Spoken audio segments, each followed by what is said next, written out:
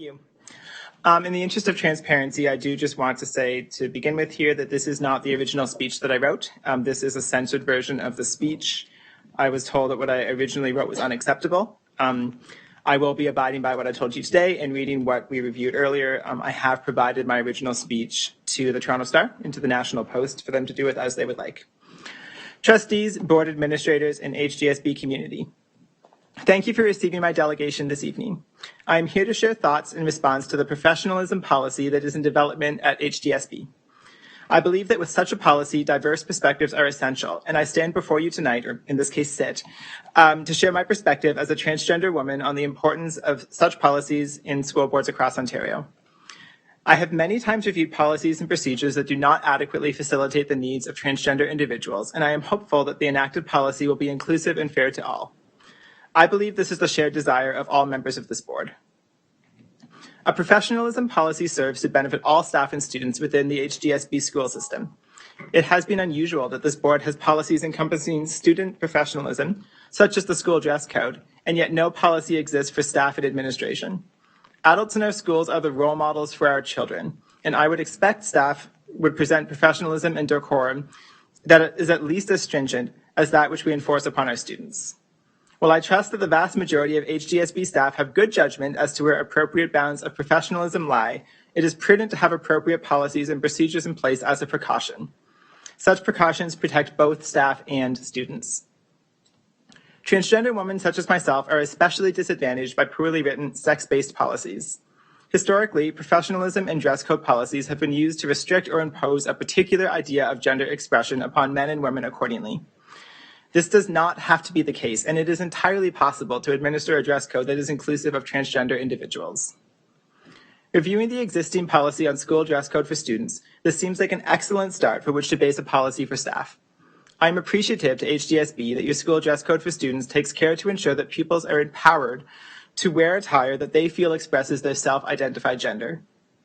This certainly is a world away from the dress code that was enforced upon me when I was a student in high school many years ago. It is also akin to the dress code that's been in place at my last 3 workplaces. Men and women hold physiological differences that require clothing of differing dimensions and proportions. The transitioning individual, regardless of where they reside on their journey, will have some combination of male and female characteristics. And as a result, clothing targeted towards men and or women will fit just fine. So long as the dress code does not explicitly require an individual to present in alignment with their birth sex, there should arise no gender expression issue out of standards of professionalism.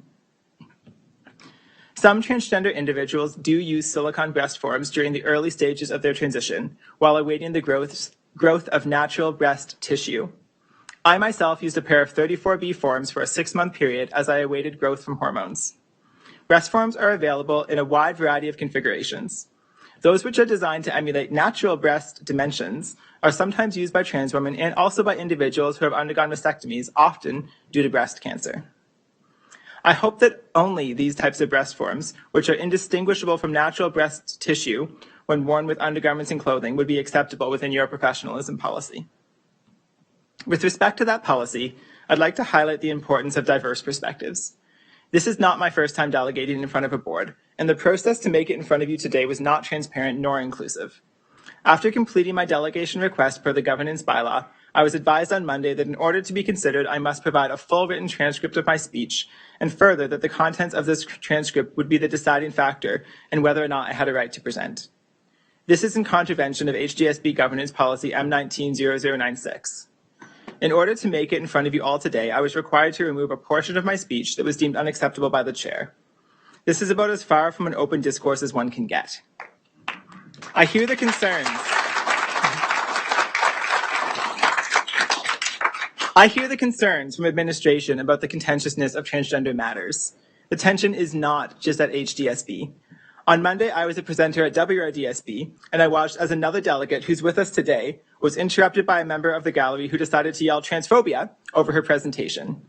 This happened 3 times before the gallery member was finally removed. Democracy is messy, but isn't that the whole point of these meetings? To hear diverse perspectives and find solutions that work for all stakeholders?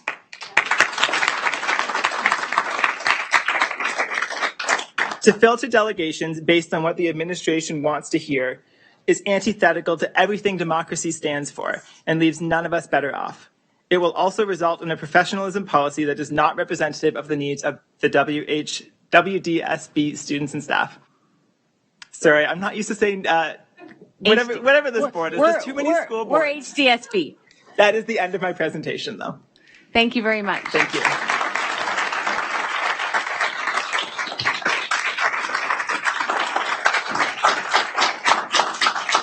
Thank you.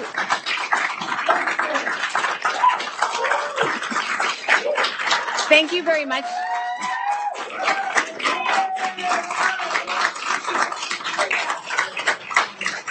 Thank you very much, Julia. Do you mind if I call you Julia? Yes, please do. Yes, thank you very much, Julia, for delegating to us. I just want to come back to the point regarding having to submit your presentation ahead of time, just due to the sensitive nature. And as I said to you, we are trying to ensure that we want to ensure that all the voices of the community are heard. That's what we want. We want to be able to hear your voices. If there are pieces within that, order please, thank you. I will have to ask you to leave if you're going to continue to disrupt the meeting. So that is your warning. Next time you'll be out, just telling you. So thank you very much, Julia. We do really appreciate hearing you. We wanted to hear you, and that was why I asked you to alter your presentation a little bit. Your original presentation will be shared with all of the trustees as well as the staff at the board, and we really thank you for your perspective. Does anybody have any questions? Trustee Collard. Thank you. Through you, Madam Chair. Thank you very much for this presentation this evening. I appreciate it very much, and my hopes align with yours that our professionalism policy will respect the rights of all to appear in the gender of their choice. Thank you very much for coming tonight. Thank you.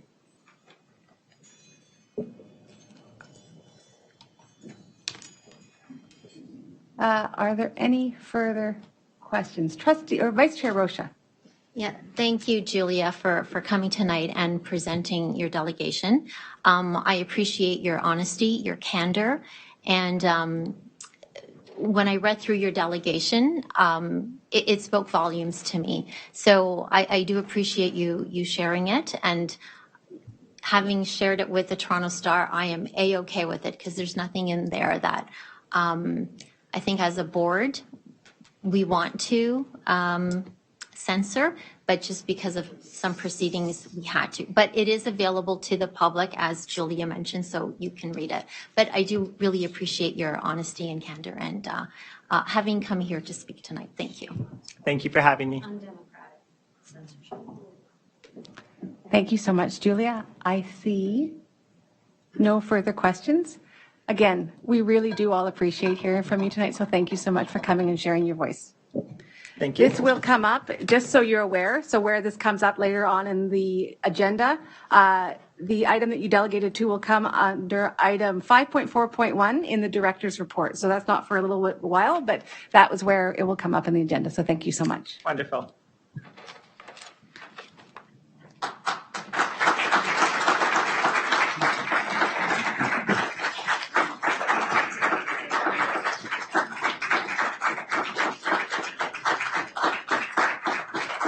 All right, thank you very much. Next up, we have Rishi Bandhu, who is delegating on the topic of board's consultation obligations with respect to policy developments. Welcome, Rishi.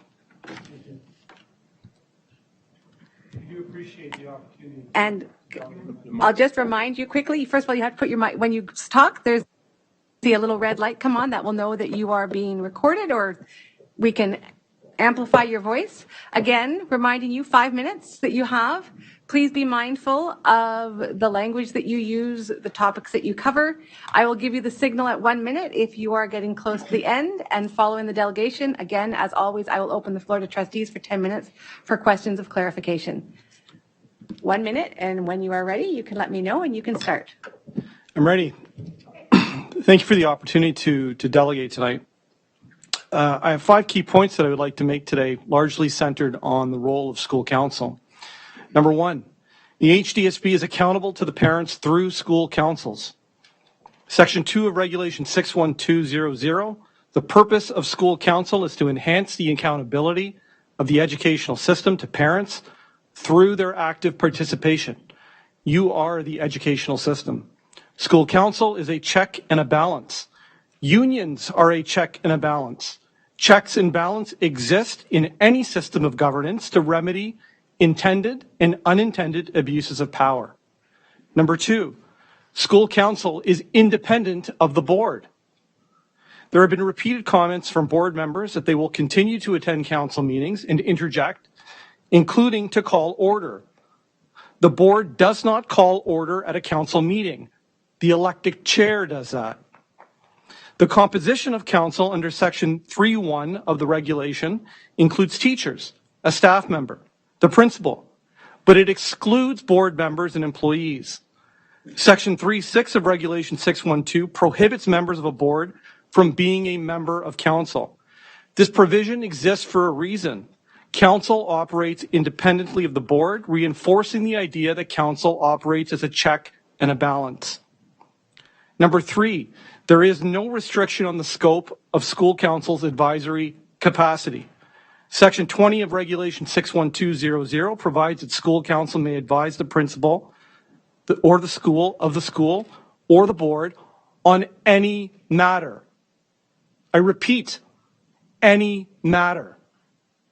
I've seen statements from this board that school council can advise on certain matters or matters within its jurisdiction and not with respect to employees. There is no basis for that. You cannot prevent parents from issuing feedback or recommendations with respect to their own children. Now,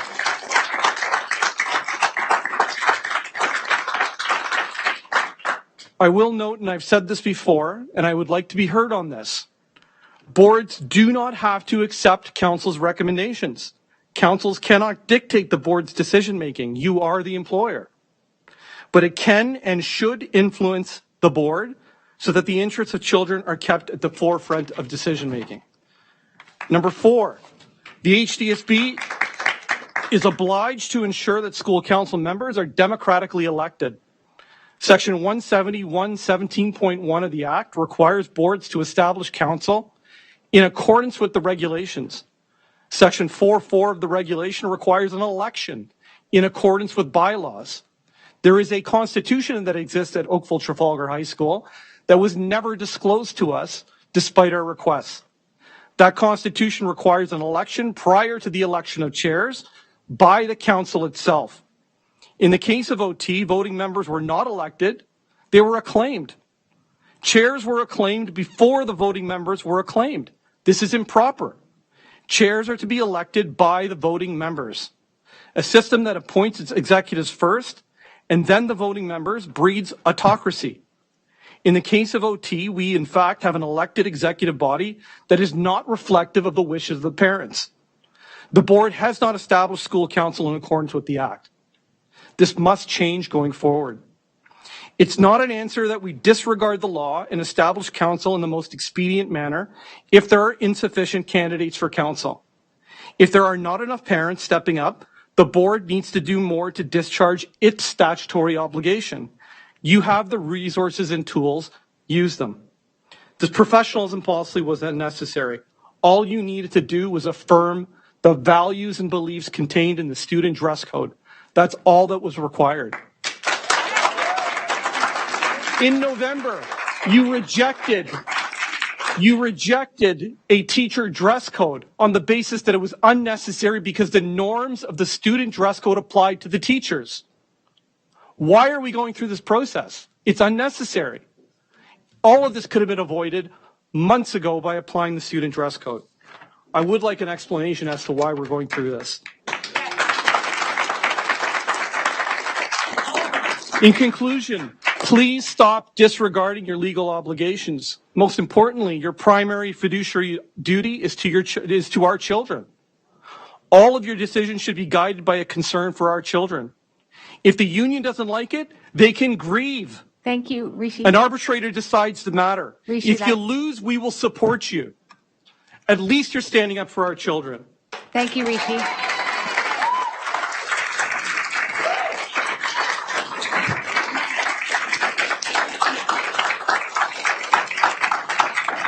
So, thank you.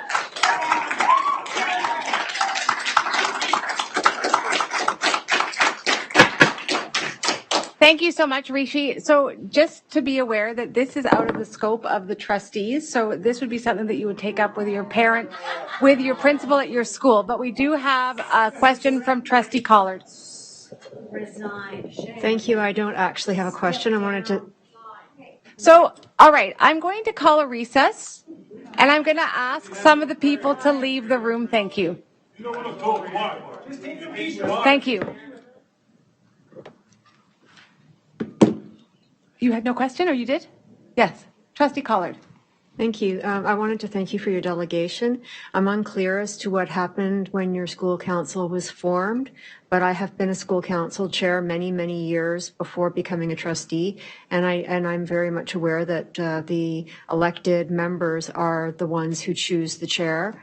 So I'm sorry to hear that that didn't happen in your case. I don't know what happened at your school, but that is not what normally would happen at a school.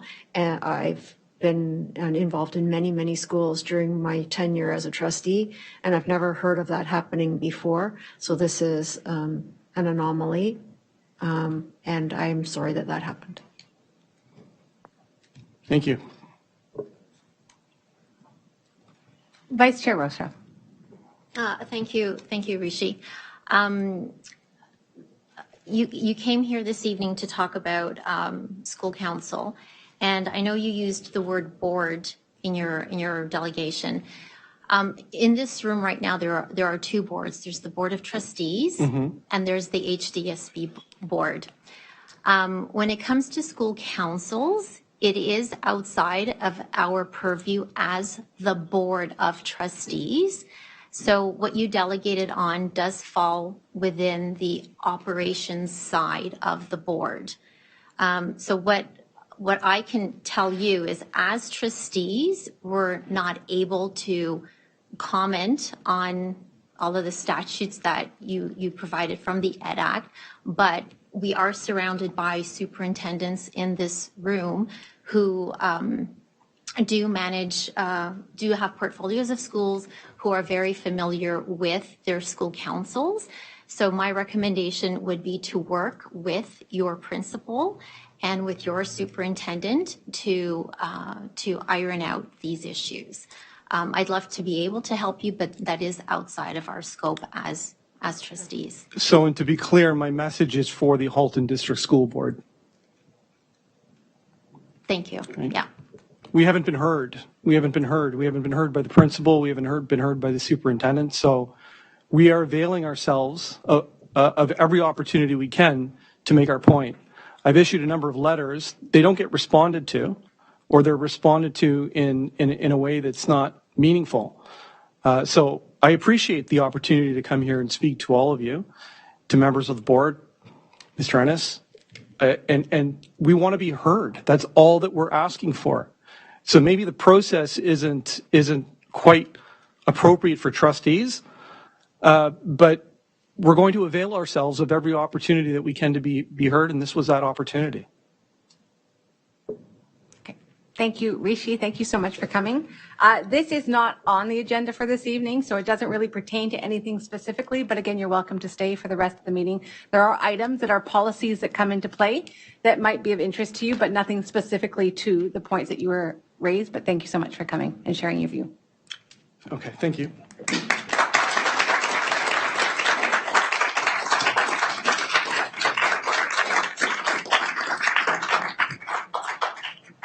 Okay, next up we have Al Saplis, who is speaking on the Health and Safety Policy, Board Report number 23019.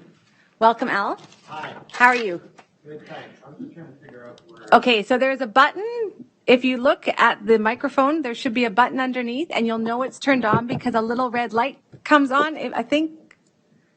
Oh, does he have a microphone on that side too? I can't see. There we go. Perfect. Okay, so as with everybody else, you have 5 minutes. I will be timing you on my phone. I will do a little one when you're getting close to your time, but I don't think you'll get there. So thank you very much. Whenever you're ready to go. Great, thank you, and thank you to the previous speakers. Very impressive and thought-provoking. Good evening, and thank you for the opportunity to delegate this evening. My name is Al Saplis. I am a parent of a current HDSB student, and I have been a volunteer sports coach several times at the HDSB. I would like to comment on the health and safety policy, Board Report 23019, that is being discussed this evening. I very much agree with the current proposed policy. Who wouldn't? Health and safety, and the policy statement, with particular emphasis on the last line reading.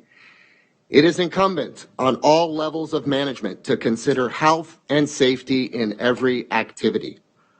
With regards to the stated principles that support this policy statement, however, I propose that the third principle related to physical and psychological health of the HDSB community be expanded or amended to include the following: that board management decisions, including HR policies that impact said health and safety goals, shall be informed by holistic discussions regarding possible negative impact of those decisions.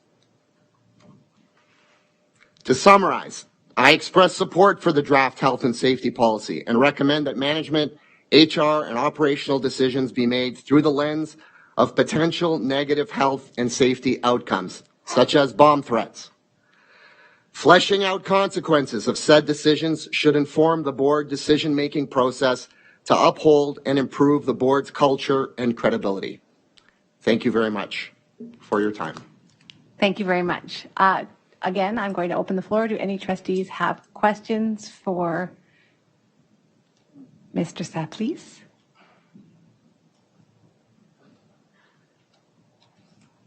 Vice Chair Rocha. Hi. Hi. Thank you for sharing your thoughts this evening. I too support the health and safety policy.